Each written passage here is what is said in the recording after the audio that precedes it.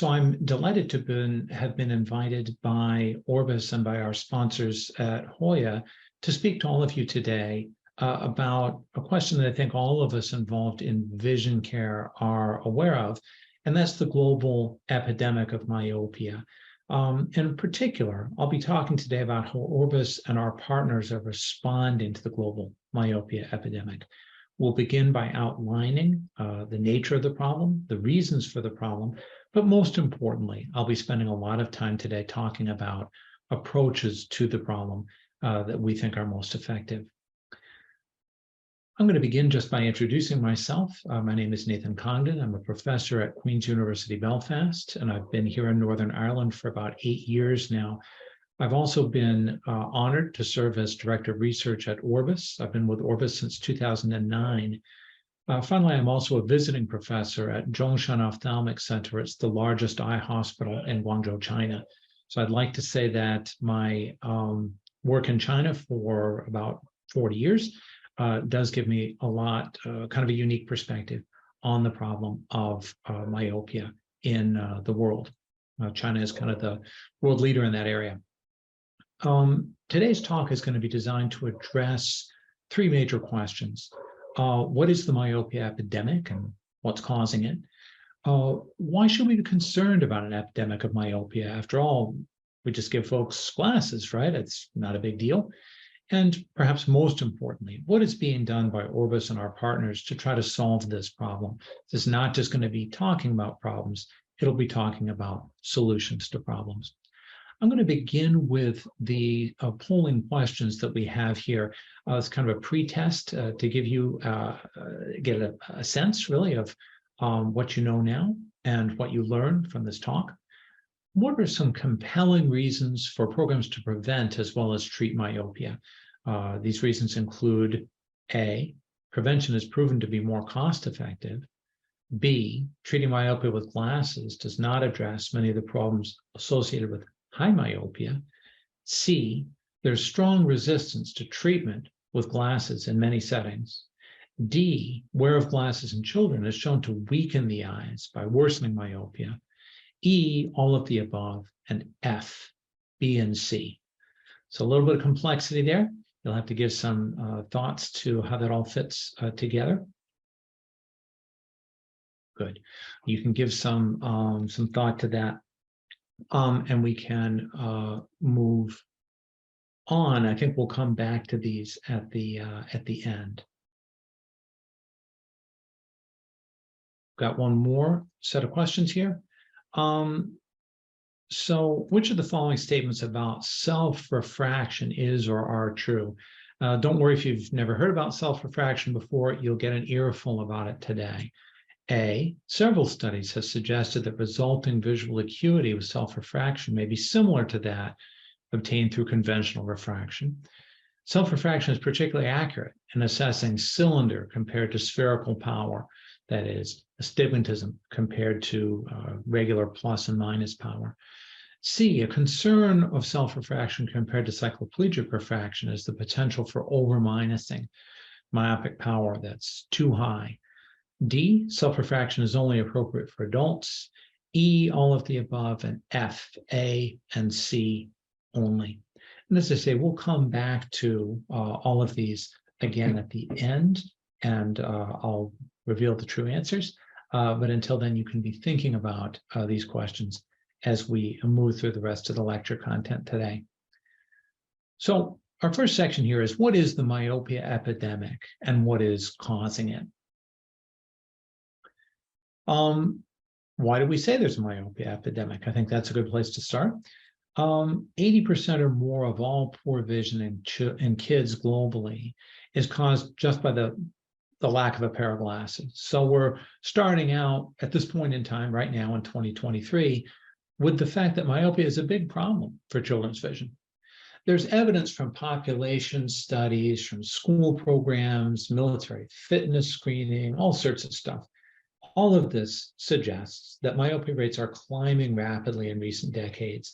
And this slide here is really meant to show that. Some of this, of course, is predicted going into the future, but I think we can see a very rapid rate of increase here, going from around 1 billion people in 2000 to a predicted nearly 5 billion people in 2050. So nearly an additional billion people with myopia every decade, basically. High myopia, we'll talk about that more in the future here, down in the orange, is also growing at a pretty high rate. And we're talking about a billion people with high myopia by 2050. In urban parts of East Asia, 90% or more of kids are affected by a myopia at the time they complete secondary school. So that's obviously a tremendous burden. Predicted that half the world's population is going to be myopic by 2050, nearly 5 billion people. So this gives you a pretty good sense of what the nature of the epidemic is. Something that's affecting more than half of the world's people. I think it's fair to describe that as being epidemic. So what seems to be causing it? There are things that are inherently good that are causing myopia and things that are maybe not so good that are causing myopia. The good is more kids are attending school than ever before. And that's deliberate, right? The Sustainable Development Goals, number 4, has set out the goal that every child should have access to a good education. UNESCO and world governments have made a lot of progress towards achieving that goal. More kids go to school, more myopia. The bad is that there's been more time spent reading and less time outdoors. These are both proven to drive myopia rates higher. And more reading is a good thing, but if that reading happens too early in life, that is before the school years, as often happens in parts of Asia where kids are going to cram schools, nursery schools, learning their alphabets at age 2 or 3 or 4, that reaches the point of diminishing returns in terms of educational benefit and really starts to drive myopia. It's at the same time as kids are spending more time reading, they're also spending less time outdoors. Outdoor time, as we'll talk about, for a variety of reasons, is protective against myopia. Academic pressures in some parts of the world, particularly in the Confucian countries of East Asia, and here I'm talking about Taiwan, Vietnam, China, Korea, Japan, Singapore, Vietnam, are subjecting very high proportions of the population to long days of near work with very little outdoor time. That's leading in these countries in East Asia to very high rates of myopia. That's exacerbated by afternoon and evening cram schools, that time after school where kids would normally be going outdoors, instead is being spent on even more near work, more education. And there's been good research to suggest that that is a problem that's independently contributing to this issue of myopia. A lot of people naturally assume that video games and smartphones are actually playing a big role here. We don't have a lot of evidence for that. And in fact, if you look back at the chart that I showed you before, you'll see that those values, those numbers for myopia growth, they took off, 25 years ago, before smartphones were ubiquitous, before we had video games. So it's not clear that video games and smartphones are playing a massive role, even though they're probably not helping. In large part, they're not helping because kids that are playing video games are probably not going outdoors. As school going continues to rise, the myopia phenomenon is likely to become ever more global. So as we're more and more successful in achieving SDG 4, we are going to find that myopia continues to rise, just like that curve that I showed you. Okay, so maybe I've convinced you that there's a lot of myopia, but so what? Why should we care about that? I think a lot of eye care professionals would think about myopia as just being, send them a pair of glasses, no big deal. So let's talk about why we care about this epidemic of myopia. When I began my career, we didn't even count poor vision due to uncorrected refractive errors of vision problem. The need for glasses wasn't seen as being a real vision issue. Now, of course, if you're in a poor country with poor access to glasses, then it's a big problem for you. Not having glasses makes you just as visually impaired as glaucoma or cataract or anything else if you're not going to get those glasses. We now know that about 80% of kids who need glasses in underserved areas like rural Western China, India, most parts of Africa outside of capital cities don't have them. And there's strong trial evidence that proves that lack of glasses greatly impedes academic progress. So we care about myopia. One reason is because many, many children in the world don't have the glasses they need to correct myopia, and those kids are at a major disadvantage in school because they can't see the blackboard. The second reason, though, perhaps even worse, is that prevalence of high myopia, more than 6 diopters of myopia, is also rising rapidly. And that can be associated with problems like cataract, glaucoma, retinal detachment, issues like myopic macular degeneration. We don't have great treatments for myopic macular degeneration. So that problem of high myopia becomes really a very significant, complicated vision problem. It's estimated to affect about 1 billion people globally by 2050, which sounded a long time ago, a long time in the future when we first wrote that, but it's only 25 years away at this point. Importantly, with respect to high myopia, correction with glasses does not address that problem. It is a problem of an overly long eye.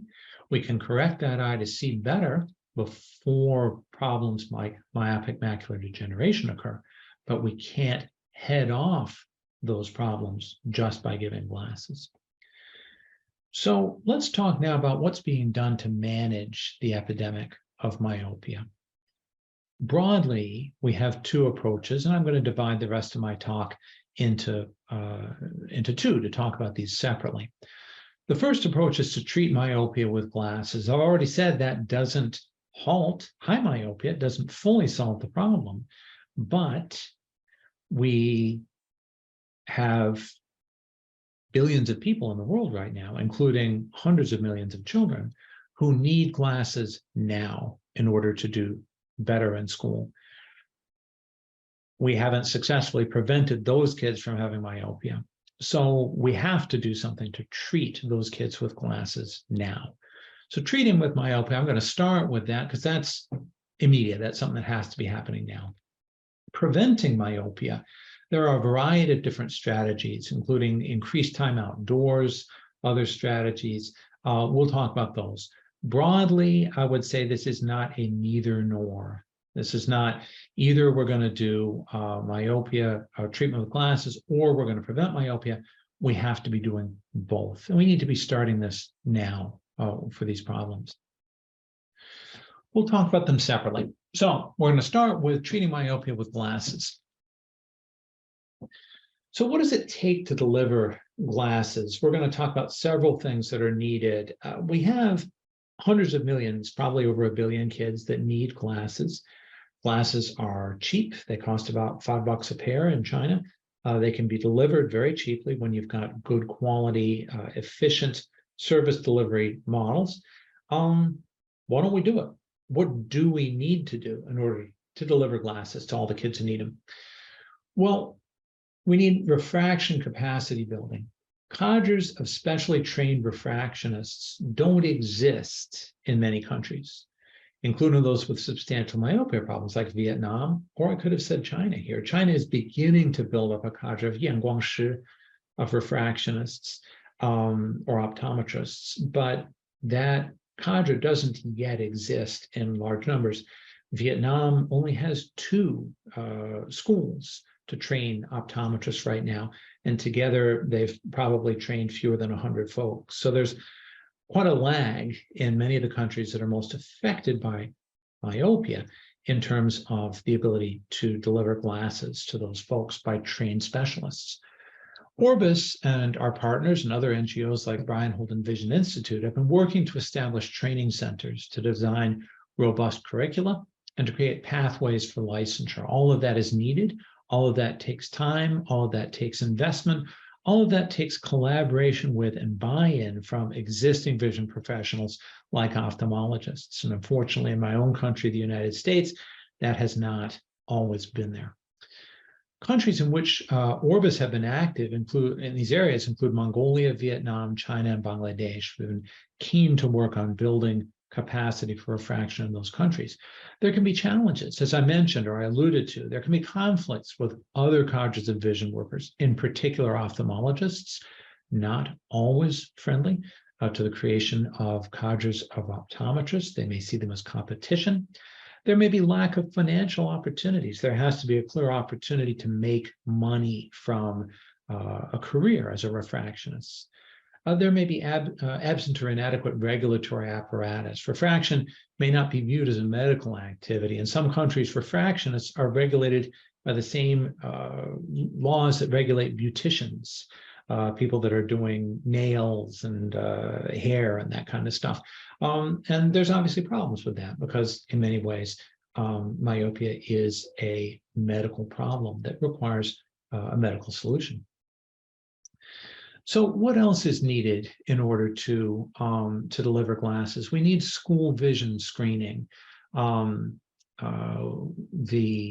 idea is that we want to go where the kids are, in the same way that Willie Sutton was once asked, why do you rob banks? And he said, well, that's where the money is.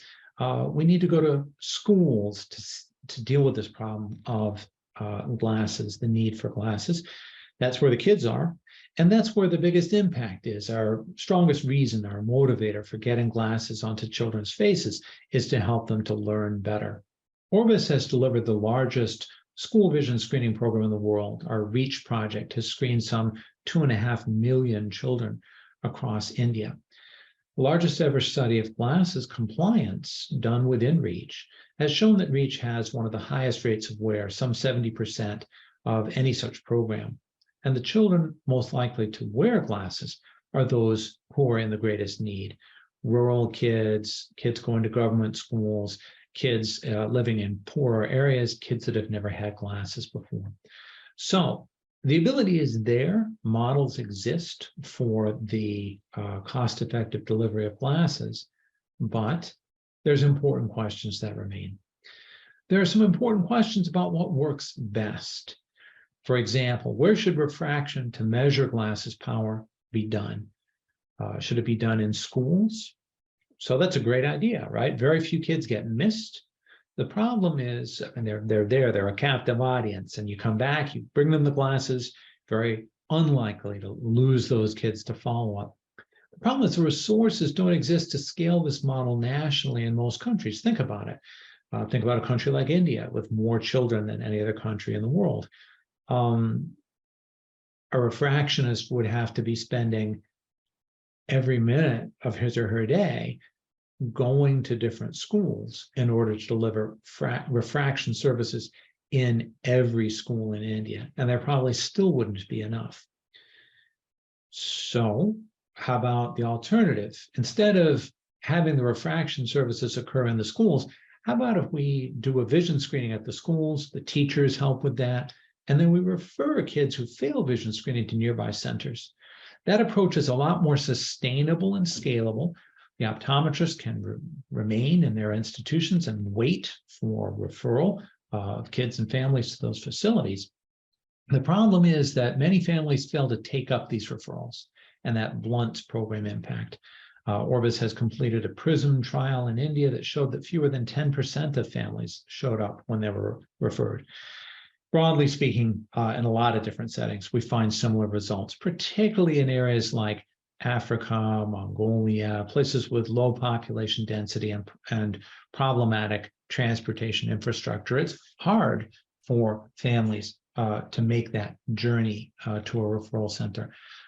So there's things that we need to do to try to make sure that we make that easier, make it more manageable so that more families do show up and take advantage of the offer of refraction services, whether free or for a fee. I mentioned Orbis has carried out the PRISM trial in India, and that shows that with our current approaches, refraction in schools is more cost effective because 90% of kids fail to complete referrals to nearby centers and they fail to benefit. So this is a common problem, loss to referrals, common problem throughout the world. We need randomized trials and other types of studies to test and prove strategies to enhance referral uptake. We got to get more kids, more families to be willing to accept the referral to get refractive services once they are found to fail vision screening at school. So what else works in terms of delivering refraction services even referring kids for refraction at nearby facilities may be impractical. So even referring kids for refraction at nearby facilities may be impractical in areas like Africa where population density is low. An alternative may be allowing kids to self-refract, that is, allow them to suggest the optimal power in each eye. So here are a couple of models of what self-refraction glasses look like. Here on the top, a kid pulls a little dial there and basically brings the vision into focus by injecting fluid into the glass there, which makes it thicker and creates more power. Here, a similar kind of dial slides a kind of lens bar up and down, presenting different powers in front of the eye. Basically, it's the same thing. Imagine a kid is twiddling a dial, bringing the world into focus. There's been a lot of studies done. Orbis has sponsored a lot of them, and they all suggest the same thing, that these approaches do quite a good job. They can get probably 90% of kids to see quite well. They may not do quite as well as gold standard refractionists, but they're pretty good. This just mentions here at the bottom, we've got these fluid-filled designs. We've got these bars. These are the two most common designs that exist right now. So there's been about 10 years of research on self-refraction, a lot of which has been done by our teams, and it's shown that results are comparable to conventional refraction regarding the vision obtained, the accuracy of the power, and the willingness of kids to wear the glasses. So those are kind of the big three, and self-refraction has proven to work pretty well.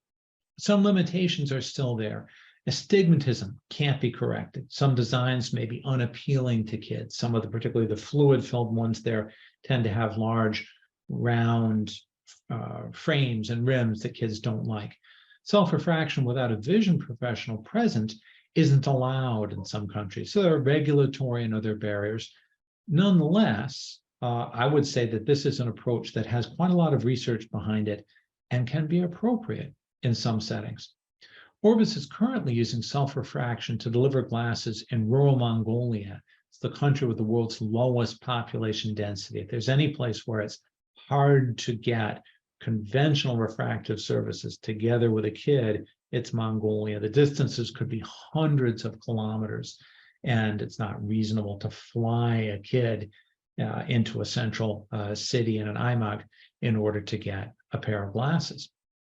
The results for thousands of children that were enrolled in that program show that vision outcomes are not statistically different from conventional refraction by an ophthalmologist. So more encouraging data from Orbis and others suggesting that self-refraction can do quite a good job in terms of delivering glasses to kids, certainly better than when there are no refractive services available. One of the concerns about self-refraction has been the idea of worry that it will undercut training. What Orbis believes is that we should be training refractionists at the same time we're using self-refraction to deliver services now. Those two things, conventional service capacity building and self-refraction, are in no way in opposition to each other. So another big problem about the issue of delivering glasses to kids is getting children to wear their glasses. The question is, what works? Studies in rural China and Tanzania and other places have shown that providing glasses for free increases rates of wear compared to just giving prescriptions. So there's real benefit in giving kids free glasses. Rates of wear of free glasses in many settings remain low, sometimes less than 20%. That's a big issue. Orbis was very gratified to see in REACH that 70% of kids were wearing their glasses. And that's great. It's one of the highest rates that's been seen. 70%, though, is still not 100%. And we'd obviously like to see it even higher. Reasons that kids don't wear their glasses include a fear that glasses will weaken the eyes. That is not true. We'll talk about that, I think, a little bit later. But in case I don't have a slide here, we've done a couple of studies, randomized trials, that show that wearing glasses does not weaken the eyes. It's not correct. Nonetheless, the average family in rural China does not read the British Medical Journal, unfortunately, and so there's still a very widespread concern that wearing glasses will weaken the eyes in China, Africa, a number of settings. There's cosmetic concerns.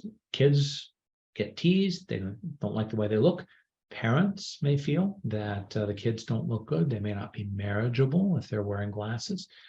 There may be inconvenience for sports. There may be parental disapproval for a variety of different reasons. Various strategies have been proposed to increase the use of glasses, including providing a wide choice of designs from which kids can choose. And that's one of the key things, is to give a lot of different designs so kids can choose something that they really like and appreciate. That sense of choice is very important. One of the few strategies, though, that's actually been proven and studied in an RCT was teacher incentives. And Orbis helped to support this study among urban migrant schools in Shanghai, China, about 10 years ago.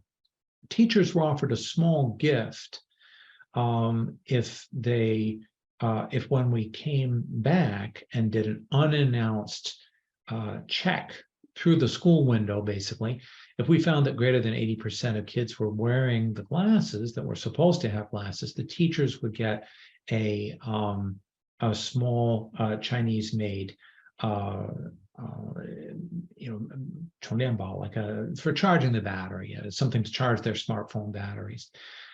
This approach of giving little gifts can be sustained by tying this to teacher salaries. And in fact, that's being done in parts of China and Shanxi province, where spectacle wear by kids, only if it's high, the teachers receive the full salary, which includes this modest bonus to promote glasses wear.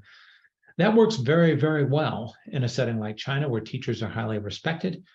We found in our study that it raised children's glasses wear compliance from 20% to over 70% using a very conservative approach. So there are some approaches to this that are very effective. In terms of sustaining a program of glasses distribution, what works? So we've shown in our CTs and other studies that giving free glasses increases wear compared to charging for them. Nonetheless, cost recovery from glasses sales can be crucial to keeping these programs going in the real world. Orbis carried out a trial called PRICE that was done in Congdon and Yunnan provinces in China, and it showed that as many as 40% of families would pay for upgrade glasses with more attractive frames and scratch-free lenses, even when free glasses were given. So the PRICE study suggests that these two things, giving free glasses and yet also charging for glasses as a way of keeping keeping a program sustained, keeping the program moving forward by paying for itself, these two things are not in opposition. They can occur together at the same time in some projects. So we talked already now about approaches to delivery of glasses. I'm going to finish today's talk by focusing on approaches to the prevention of myopia. We'll talk about that. It's an important area. It's getting more and more attention all the time. So let's start with this. What do we need to prevent myopia? If we just gave glasses to every child on earth who needed them, wouldn't that solve the myopia problem by itself? Well, it's hard to give glasses to every kid on earth, as we just saw in the last section, but nonetheless, even if we could, it wouldn't be enough for the reason that we mentioned above. High myopia, that is greater than 6 diopters of myopia, is predicted to be present in some 10% of the world's population, some billion people by 2050. Because high myopia has an associated very long eye, this causes a lot of problems, many of which are much more difficult to manage than refractive error, and that cannot be prevented with glasses. They include retinal detachments, glaucoma, cataract, myopic macular degeneration. We don't have good treatments of any kind for that problem right now. Only preventing myopia can prevent these problems. So giving glasses, as important as it is, can never be the whole solution. We also need other approaches to prevention. Let's talk about some of the different approaches to prevention. I'm going to start with some technical approaches. This has been a very exciting area. innovation in recent decades. There are contact lenses and glasses which prevent myopia by preventing out-of-focus light from striking the peripheral retina, a signal for the eye to lengthen. So basically, as this drawing shows, these lenses focus light coming from a variety of different directions so that they all fall towards the center of the eye. It prevents the light from defocused light from falling over in the periphery here. Our sponsors for today, our collaborators, Hoya, have been leaders in this area. And in fact, I believe the picture that I'm showing here depicts their product in this area. It's an important area moving forward, an important part of the solution to the prevention of myopia. There's medications like atropine that can prevent the elongation of the eye and prevent myopic progression when used in very low doses. And those low doses generally avoid side effects. There's been a number of exciting trials in Singapore, Hong Kong, and other areas. And finally, overnight treatment with very tight contact lenses to flatten the cornea. It's called Ortho-K. That's been proven to be effective. So all three of these are proven to be effective, but their use has been somewhat limited to relatively small numbers of families, generally better educated and more affluent families, and generally, especially in big cities, the Shanghai, the Beijing, the Hong Kong, the Singapore, because of a variety of reasons. But basically, boiling down to three things: expense. With respect to the contact lenses and glasses, they are on the expensive side compared to conventional glasses. Risk of complications. Ortho-K, well, it works very well to slow down the progression of myopia by flattening the front surface of the eye. Wearing tight contact lenses overnight can lead to serious infections of the eye. And finally, because some of these are relatively invasive, the idea of putting eye drops into the eye is somewhat invasive in a lot of settings. It has to be done by a physician. Parents generally are allowed to do it, but it would be very difficult, for example, to do this in schools, which is really where programs are needed. So for these reasons, combination of these reasons, these three important areas of innovation, have been somewhat limited in their impact. I would argue that to benefit all kids in society, and not just children who are lucky enough to have relatively affluent or more educated parents, what we need is low-cost, safe approaches that are usable, suitable for use in schools. We started at the beginning saying we need to work at schools because that's where kids are, that's where they spend a lot of their time. It's an easy place, an efficient, a cost-effective place to find large numbers of kids. And obviously, because we're interested in an impact in school, we want to see kids seeing better to learn, see better to learn better. So increased time outdoors, there's a school-based solution that has some strong evidence behind it. There's been a first trial in JAMA by He et al. In 2015 that showed that an additional hour per day of time outdoors reduced myopia progression by 23%. An additional study by Opei Chang and others has shown that this is a scalable solution. There's a long-standing national program called Taiwan's Daily 120, 1010 by hour, which means 120 minutes a day, 2 hours a day outdoors. The evidence from Opei Chang's recent paper on ophthalmology in 2020 is that this national program, this scaled-up national program, has actually led to myopia reductions on a population basis. There's been an inflection point in myopia.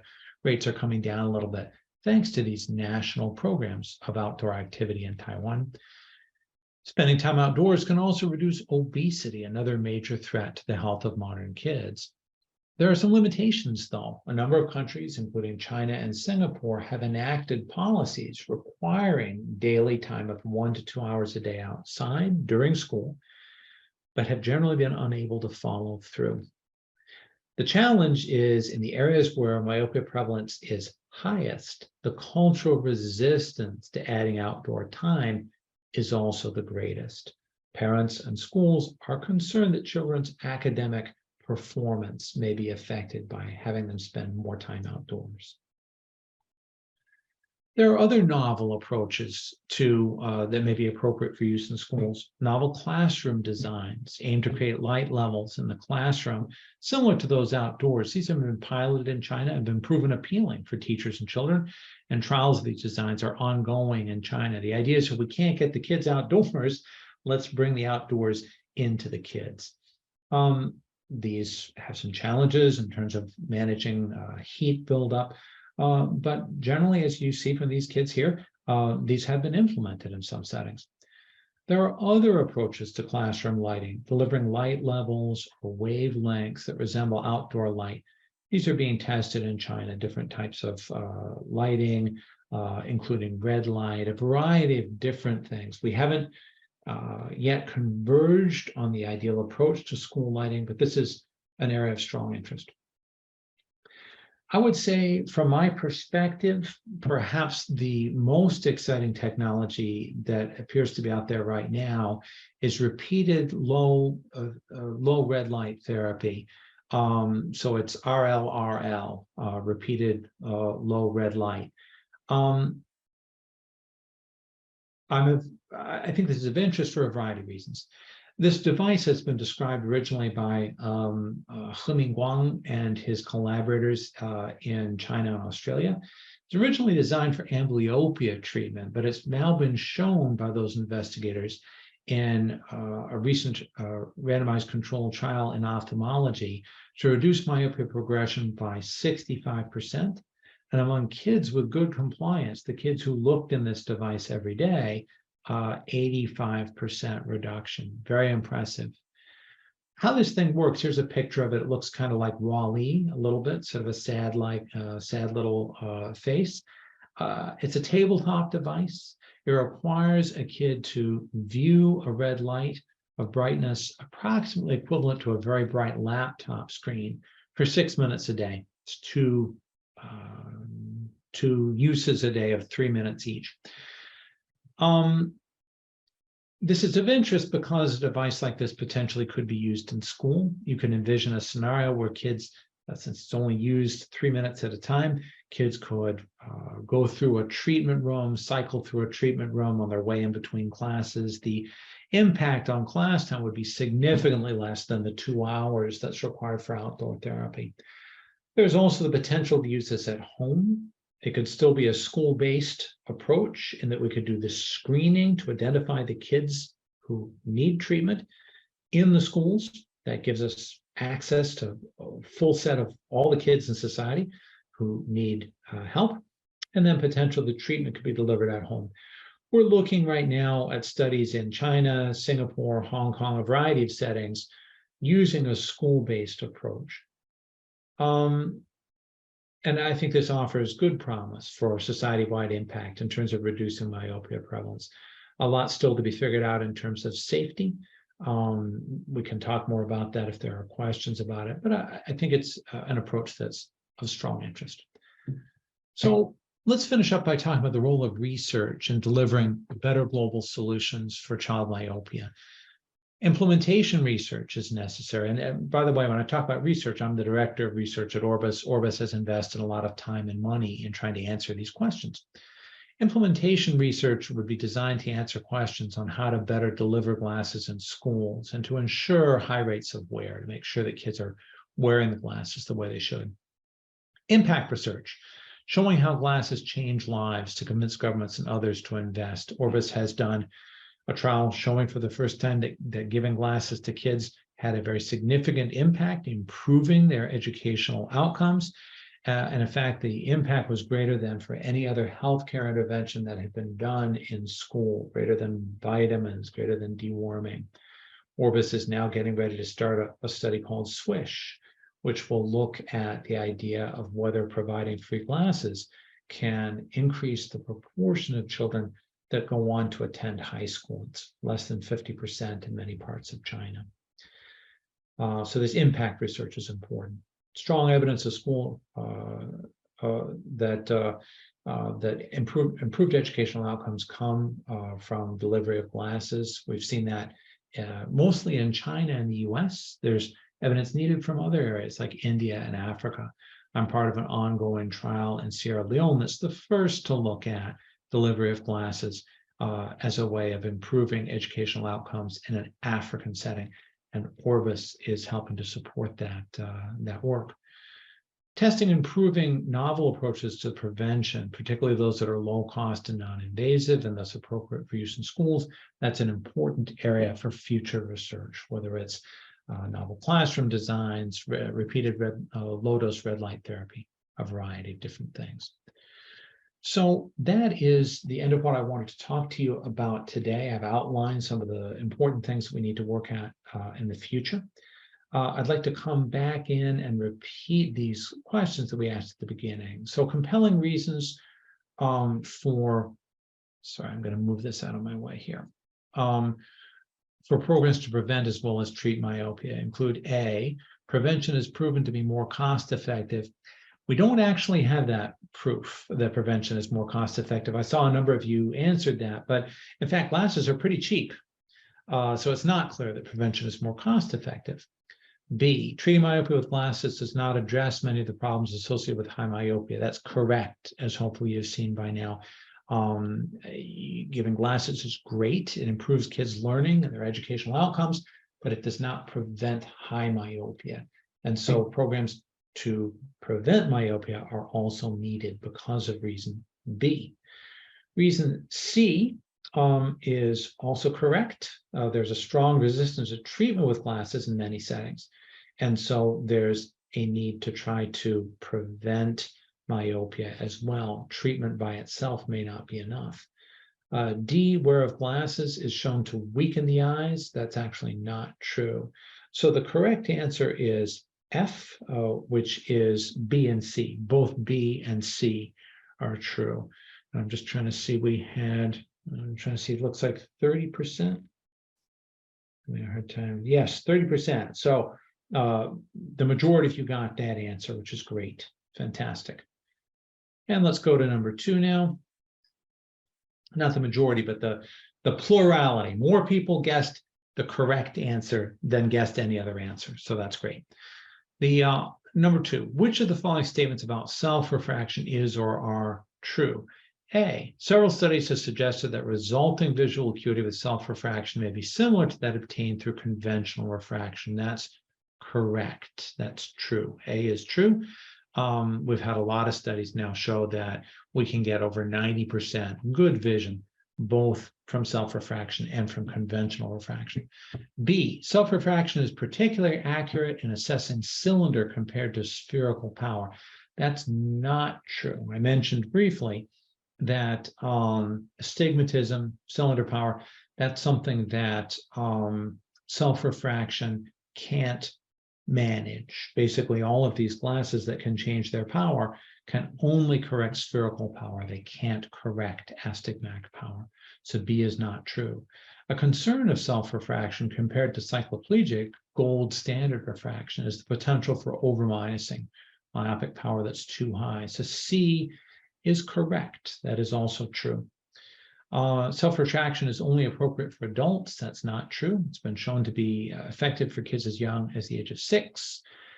E is not correct. It's not all of the above.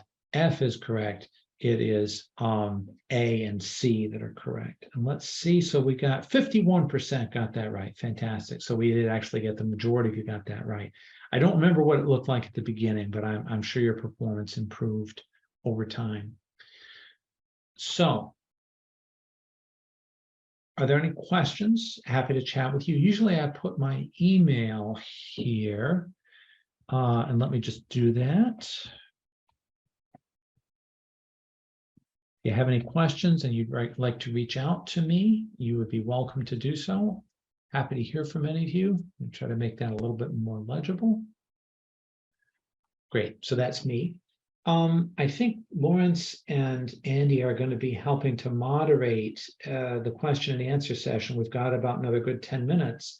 Do we have any questions that have come up on the chat yet? Yes, Nathan. So we have about 14 questions so far. I see what I can do Q&A. So I can just run down. Shall I run down these? I can see them actually. Yes, that would be great. Fantastic. So I'm going to start with them and take them in order that they seem to have come in. This is from Asimendu Singh. How do we slow down the wave of myopia in India with new advancements? And I would suggest that there are a number of ways of doing this. It's important, if we can, to get children outdoors more. I think that's something that's probably more acceptable in India. In China, there's a lot of worry that kids won't learn as well. I think there's a more healthy approach to children going outdoors in India. So that is a part of it, part of the answer. Getting kids outdoors is important. The other thing that is important is, as a society, to try to reduce academic pressure on kids, particularly pressure that comes too early. So, for example, in China, it's been made illegal to give homework to children before about the third grade, before around the ages of 9. So you could do that in India. You could say schools simply aren't allowed to give homework to children before the age of 9. Cram schools are in China are being greatly restricted by restricting the amount of money they can charge, by making it so they can't be profitable. That's something you could do in India. Basically, more time outdoors for kids and less academic pressure, especially less early academic pressure, like 3, 4, 5. The later that academic pressure starts, the better. The more time kids spend outdoors, the better. Those would be my main suggestions. Mortaza Vifard is asking, what about family history and genetic background? So that's important. Yes, genetics does appear to play an important role in myopia. How do we know that genetics isn't the only thing? Let's look back at that curve. Okay, we saw a curve that shows the rates of prevalence of myopia increasing 5-fold over 20 years. If this was largely genetic, I don't think the human genome has changed 5-fold in 20 years. So clearly there may be a genetic role, but the answer is that there are clearly strong environmental interactions with the genome or purely environmental effects, because only those can explain the very rapid changes we've seen in myopia prevalence. Anonymous has asked, do you think the new reasons behind increased myopia would increase the high myopic complications? I mean, the mechanism is different in the new myopia, mostly affecting the cornea rather than the eye and axial myopia. So no, I don't believe that the evidence suggests that myopia is now being caused mostly by the cornea. I think the evidence is pretty good that increased axial length is still a strong issue in many kids with myopia. We see a lot of retinal detachments. We see myopic macular degeneration. Those things are largely driven by having a long axial length. So I would say that the mechanism has not changed a lot. I don't believe we've got strong evidence for the idea that the mechanism has changed. And those complications, as to answer the first part of your question, are basically still the same. How much does dose of atropine usually reduces the chance of myopia? So basically, atropine briefly, even in high doses, may have an effect. In low doses, like 0.01%, or even potentially lower, we get a very good reduction in myopia without some of the complications that atropine causes. So we don't have problems of kids being bothered by bright light. We don't have problems with blurring at near vision. So there's a variety of concentrations that have worked well, but around 0.01% seems to work pretty well. The challenge, though, is that this is sort of medicalization. So it means a medical therapy being delivered to kids. That may be very difficult to do it in schools. If you can't do it in schools, I don't think it's ever going to be a society-wide approach. Jayashri Rajkumar asks, some patients query that some ocular exercises seem to help with reduction of their prescriptions. Is this true? Are there any studies to say that eye exercises help? So I would say, with respect to number 1, I can't say that they don't work. With respect to number 2, I would say, no, there is not strong evidence that I've seen, good quality trial evidence to suggest that eye exercises reduce the power or prevent myopia. I have not seen that. I would say if you were a parent that wanted to prevent myopia in your kids, I would strongly recommend that you should be sending them outdoors rather than having them do exercises. Jisha Suash asks, does atropine treatment have any side effects? So the potential side effects, I've got someone who's going to come in and ask me a question here in about 1 second. I'm going to finish in just 3 minutes. Okay. That sounds great. So side effects, the side effects that we worry about, they're not side effects that are terrible, dangerous side effects, but often they cause kids to be aware of light being too bright, which can be problematic. And more importantly, it can blur vision, making it difficult for kids to read. Those problems are largely avoided by using low-dose atropine. Tarak Navan asks, often hear undercorrection enhances myopia progression. One study showed this with very slight statistical significance, yet more studies don't. So undercorrection enhances progression. I've heard a lot of other people actually suggest that undercorrection prevents myopia progression. Let me tell you this. Here's my view. I've done 2 large randomized control trials on this in China, both of which involved 20,000 kids. Not only did we not find that failure to deliver any glasses, that's the ultimate undercorrection. We didn't give glasses. The kids that were in the control group that didn't get glasses, we found that it did not help, did not prevent myopia progression in those kids. And in fact, the kids that got the glasses, their vision actually did a little better. And I'm talking here about their uncorrected vision. Uncorrected vision was not worse in kids that did not get glasses. So no evidence that undercorrection helps, no evidence that giving kids glasses that they need hurts. That's what I would say. Anonymous asks, what are your views on patching therapy for someone who is amblyopic? Yes, patching is effective, proven effective for amblyopia, not proven for myopia per se, but it is proven for amblyopia. If the kid also happens to be myopic, I wouldn't be concerned about that. I would treat the myopia, but you can also do patching therapy to prevent amblyopia in those kids. Dharani Ramamurthy asks, given the emerging red light therapy for myopia, is there compelling evidence for its protective effect? I would say yes, there is compelling evidence for its protective effect. There's a high-quality randomized controlled trial that appeared in Ophthalmology, the top journal in our field, showing 65 to 85% reduction in progression of myopia. There is strong evidence that it works. I've heard a lot about blue light as well.